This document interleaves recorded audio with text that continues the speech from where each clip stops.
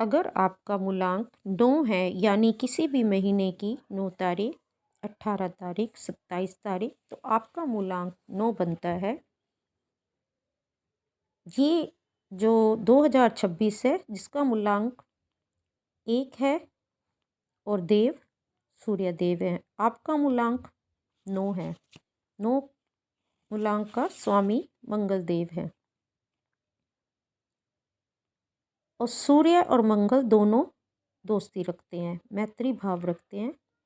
नए नए काम की तरफ आप आगे बढ़ना चाहेंगे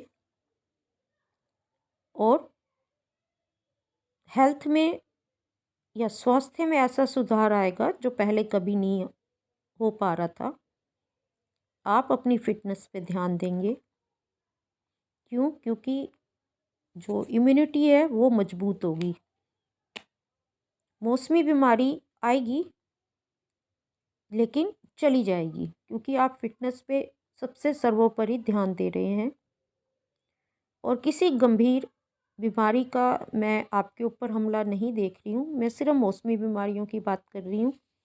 किसी गंभीर बीमारी की कोई संभावना और आशंका भी नहीं है।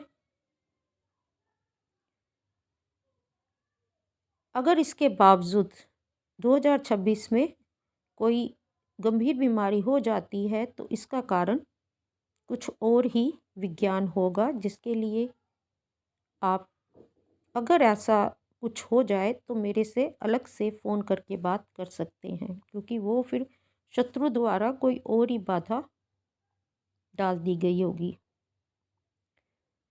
एक बात पूरे वर्ष भर ध्यान रखें, बड़े बुजुर्गों का आशीर्वाद मार्गदर्शन जरूर लें, वो ही सफलता की रामबाण चाबी बनेगा।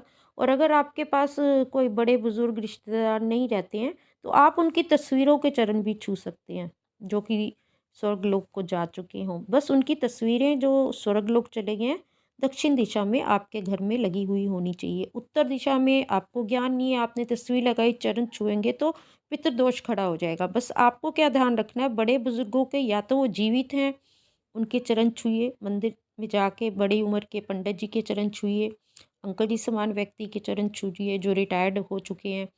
और अगर कोई भी नहीं है तो फिर आप क्या कीजिए, अपने बड़े बुजुर्गों की तस्वीरों को दक्षिण में स्थापित कीजिए, क्योंकि जो स्वर्ग लोग चले जाते हैं उनको हमेशा दक्षिण में ही स्थापित किया जाता है घर में, परिवार में। तो उनकी तस्वीरों को दक्षिण में स्थापित करके आप उनके चरण छू सकते हैं। तो यही आपकी रामबाण चाबी है पूरे साल भर सफलता पाने की।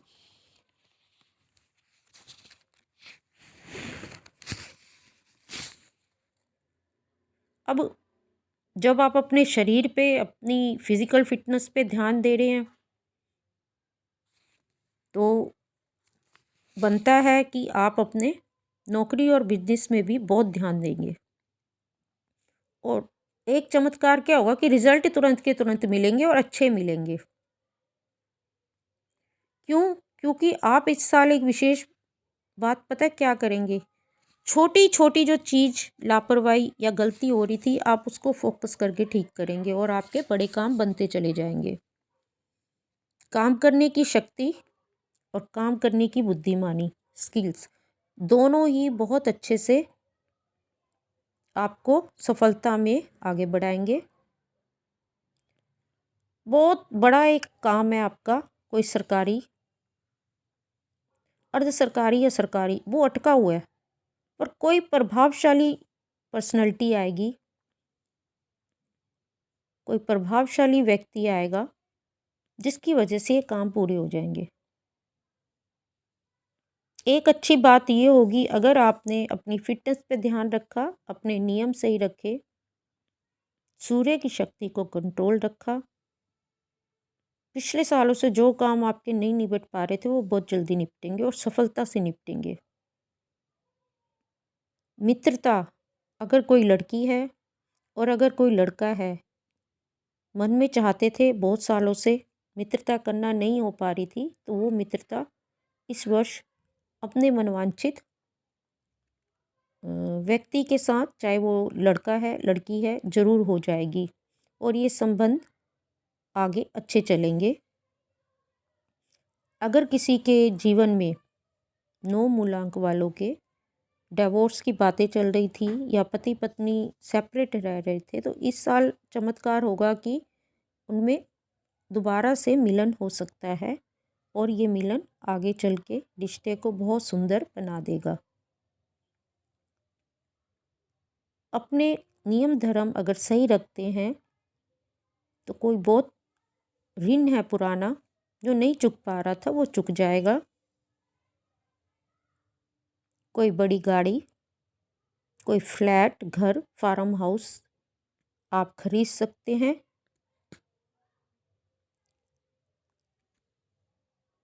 कोर्ट कचहरी सरकारी कामों में सफलता मिलेगी। बस आप क्या कीजिए, अध्यात्म संसार में जाइए, थोड़ा मन लगाइए, हनुमान चालीसा का पाठ करो। शनिवार और मंगलवार को हनुमान जी के दर्शन जरूर करो। शनि जी के अगर दर्शन करते हैं मंदिर जाके इन दोनों दिनों में, फिर हनुमान जी के दर्शन करो। मैं सभी को कहना चाहूँगी, सभी नंबर वालों को या सभी राशियों वालों को, आप जब भी शनि जी के दर्शन मंदिर में जाके करते हैं, कलयुग के तो राजा ही वो ही हैं, तो कर्मों का शुभ फल भी देते हैं, तो आप उनके दर्शन रोज कीजिए। शनि मंगल को तो करे रोज भी कीजिए, पर शनि के दर्शन के बाद आप हनुमान जी के दर्शन कीजिए। जिसका तथ्य क्या है कि जब आप आते हो तो शनि का रूप लेके नहीं आना, आपको तो अपने घर में मंगल का रूप लेके आना है, जो कि सदैव मंगल ही करते हैं। तो हनुमान जी और जागृत सप्त चिरंजीव जो महाशक्तियां हैं उनमें हनुमान जी भी आते हैं, वो तो जागृत हैं। तो कभी भी मैं सभी को कहना चाहूँगी, चाहे कोई भी नंबर है, कोई भी राशि है, आप जब भी मंदिर में जाते हैं तो पहले कर लो दर्शन आप जो है शनि जी के, उसके बाद आप जो है सभी देवी देवताओं के दर्शन करो। जल चढ़ाओ पीपल पे या वट वृक्ष पे या भगवान शिव पे, और अंत में दर्शन हनुमान जी के करके उनके जो मंगलता है, उनकी जो प्रसन्नता है, वो लेके आप अपने घर पे आओ और उनके शरीर के जो सीधा हाथ है, यानी जब आप हनुमान जी को देखेंगे तो आपका उल्टा हाथ पड़ेगा उनके शरीर की तरफ और उनका सीधा हाथ होगा आपके शरीर के उल्टे हाथ की तरफ। वहाँ से उनके चरण का आपको तिलक माथे पे लगा के, माथा धरती पे उनके चरणों में झुका के, और पंडित जी से कहना है मुझे प्रसाद दो, खाली नहीं आना। उनके दर्शन और पंडित जी से प्रसाद लेके फिर आपको घर लौटना है, ये विशेष ध्यान रखना। और कोशिश करें कभी भी उन पे चढ़ा हुआ प्रसाद ना लें, क्योंकि सब लोग ज़्यादातर अपना नीच मंगल हनुमान जी के आगे उतारते हैं। 1% होता है कि जो अपना कोई खुशी की मिठाई वहाँ रखने आता है, पर आप लोगों को नहीं पता होता कि हनुमान जी के सामने चढ़ा प्रसाद किसने किस भावना से चढ़ाया है। तो इसलिए कभी भी उनके सामने रखे हुए लड्डू बूंदी प्रसाद का लालच ना करके उनके उनके शरीर के सीधा जो अंग है वहाँ से उनके पैर में से, सीधे पैर में से तिलक लेकर लगाना है, वो मेन प्रसाद है। और फिर उस टीके लगे माथे को उनके चरणों में झुकाना है। हे रामदूत हनुमान, कृपा करो, मंगल करो, और मंगलता के रूप में मेरे परिवार के जीवन में आदि से अनंत काल तक अष्ट सिद्धि सुख प्रदान करते रहें। ऐसा करके पंडित जी से आपको कहना है कि पंडित जी कोई मिश्री या कोई आपका अलग से डिब्बे में जो प्रसाद हो वो मुझे दो, और पंडित जी वैसा ज़रूर करेंगे। कोशिश करें एकदम चढ़ा प्रसाद आप ना लें। तो कई बार शनि मंगल को भी ये 2 जानी 3 गलतियां जाने अनजाने हो जाती हैं, तो पूरा सप्ताह खराब हो जाता है और कोई बड़ी गलती या नुकसान हो जाता है। कि शनि, पहली गलती शनि को दर्शन करके फिर घर आ जाओ, शनि के दर्शन करके हनुमान जी के दर्शन करके फिर घर आओ। प्रथम शनि दर्शन, फिर हनुमान के दर्शन, और हनुमान के सामने का सीधा प्रसाद ना लेके अलग से प्रसाद लीजिए। तो मिश्री ही रख लो या फिर अपना कुछ ले जाओ, उसी में से ले लो, कुछ रखा हो कुछ ले आओ, ऐसा कर लो तो भी शुभ रहेगा।